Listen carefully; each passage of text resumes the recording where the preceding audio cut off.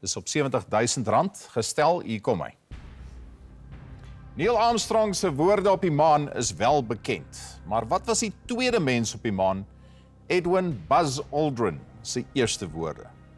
Was dit to infinity and beyond, beautiful view, peace and hope for all mankind, Houston, we have a problem?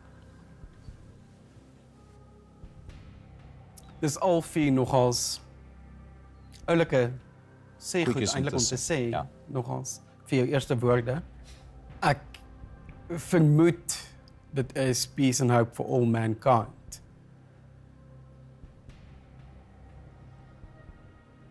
Dink jy iets soos beautiful view sou opgeskryf gewees het as nou iets wat hy gesê het en daarom onthou almal dit. In Houston we have a problem was dit nie op daai stadium nie. To infinity and beyond. Ja, en ek gaan met peace and hope for all mankind. My antwoord is C. Peace and hope for all mankind. Finale antwoord. Jy is nie 100% seker nie. Nee, ja. En jy het 'n hulplyn oor. Korrek. Korrekte antwoord vir R70.000 is